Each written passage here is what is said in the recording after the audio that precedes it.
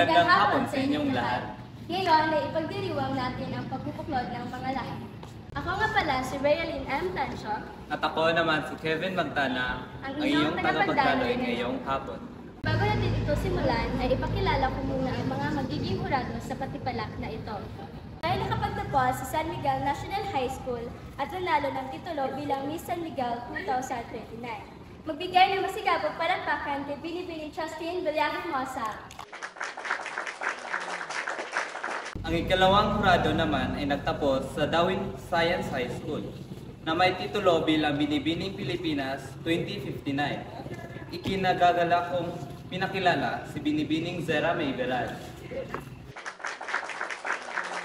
Ang ikatlong hurado naman ay nagtapos sa Pulang Bato National High School at may titulo bilang National United Nations 2099. Muling magbigay masigabong palakpakan kay Binibining Eliza Salvoro. Ngayon, ikilalanin muna natin ang ating mga kandidato. Umpisahan natin sa unang kalahok.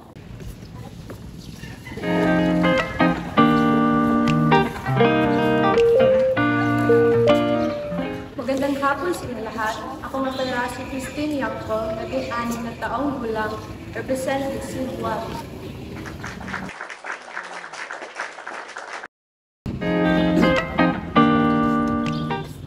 Ako si Rocky Balnek, 17 anyos, representing Chubacan.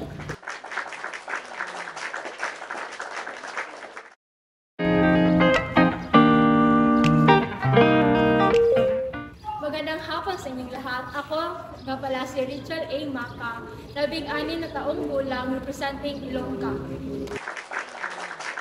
Ako mo si Paul Gerard Hinobe. Ako ay 17 taong gulang na nagrepresentar sa Zamboanga. Sa ating mga nagagandahan at nagwagapuhang mga kandidato. Ngayon, dadako na naman tayo sa question and answer portion. Ngayon, tawagin natin na ang ating unang kalahok, Binibining Christine. Kamusta ka, Binibini? Ang iyong katanungan ay manggagaling kay Binibining Eliza. Magandang hapon, Binibining Christine. Narito ang iyong katanungan. Paano natin maipapakita ang pagpapahalaga sa pagkakaiba-iba ng mga lahi at kultura at paano ito maaring maging instrumento para sa pagkakabuklod? Ang pagpapahalaga sa pagkakaiba-iba ng mga lahi at kultura ay maaaring maipapakita sa pamamagitan ng tayo ay maging bukas at handa ng matuto tungkol sa tradisyon at kultura. Ito ay maaari sa pamamagitan ng pagbabasa, panonood ng mga dokumentaryo at pakikipag-usap ng mga tao mula sa iba't ibang lahi. Maraming salamat, Binibini. Ang susunod na kalahok ay si Ginoong Rocco. Magandang hapon, Gino. Magandang hapon.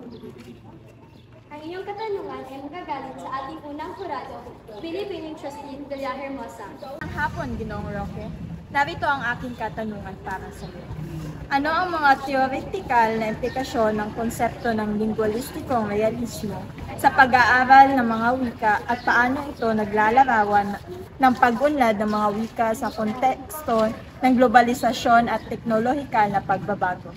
Ang linguistikong relasyonismo ay isang kritikal na perspektibo sa pag-aaral ng wika na nagtutukoy kung paano magkaugnay at nagtutulungan ang iba't ibang wika sa pamamagitan ng mga pagkatulad at ugnayan sa wika. Ito ay titignan kung paano ang pagbabago sa wika sa isang konteksto sa maaaring makaapekto sa ibang pang mga wika, lalo na sa konteksto sa globalisasyon at mga teknolohikal na pagunlad. Maraming salamat sa iyo, dalawang kandidato. Ang susunod na kandidato ay si Binibining Richel. Magandang hapon sa iyo. Magandang hapon din. Ano ang iyong nararamdaman ngayong hapon? Ang nararamdaman ko ngayong hapon ay masaya. Ang iyong tanong ay nagmula kay Binibini Zera May Berardo. Magandang hapon sa iyo, Binibining Richard. Ito ang katanungan para sa iyo. Ano ang mga positibong epekto ng pagbubuklod ng iba't ibang lahi sa isang kultura o lipunan? Ang pagbubuklod ng iba't ibang lahi sa isang kultura o lipunan ay may maraming positibong epekto. Una, nagbibigay ito ng mas malawak na pananaw at pag-unawa sa mundo. Ikalawa, nagpapalakas ito ng komunidad at nagpapalaga sa mga pagkakaiba ng bawat isa. Ikatlo, nagpapayaman ito sa kultura sa pamamagitan ng pag-ambag ng iba't ibang tradisyon at sining. Ikaapat, nagpapalakas ito sa lipunan sa aspeto ng demokrasya, ekonomiya at kalidad ng buhay. Kaya aking inuukit na ang pagbubuklod ng iba't ibang lahi ay nagpapalakas sa ating lipunan. Salamat. Maraming salamat sa iyo, Binibini. Ngayon naman ay inaanyahan ko ang ating huling tilahok para sa kanyang katanungan. Magandang hapon, Ginoong Paul. Ang iyong katanungan ay magmumula sa ating pangatlong jurado, Ginoong Mark Lesario. Magandang hapon sa ating lahat. Kamusta ka, Ginoong Paul? Narito ang iyong katanungan. Paano ang edukasyon ay maaaring maging instrumento sa pagpapalaganap ng kasalaman at pag-unawa higit sa pagbubuklod ng mga iba't ibang lahi?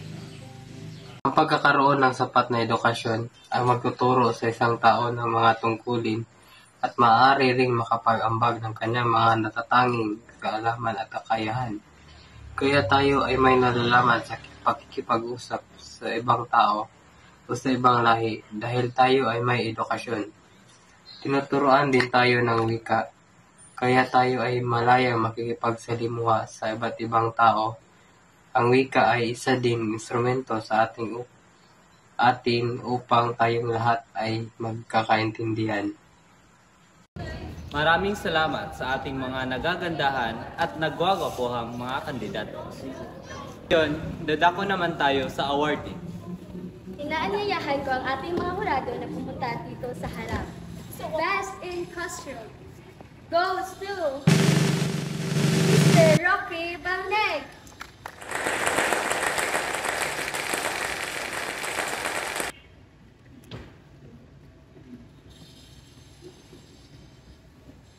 Best in Nationalistic Showcase, Miss Rachel Maka.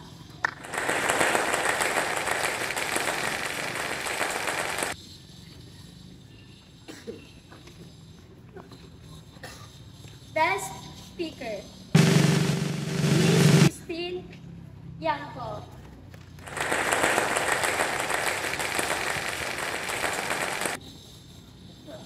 Miss UN Treaty Time, Miss Rachel Maka.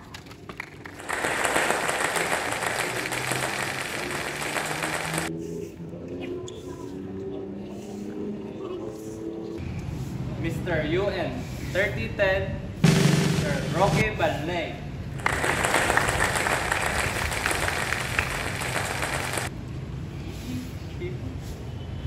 Congratulations to all winners. And that ends our program. Thank you so much, everyone.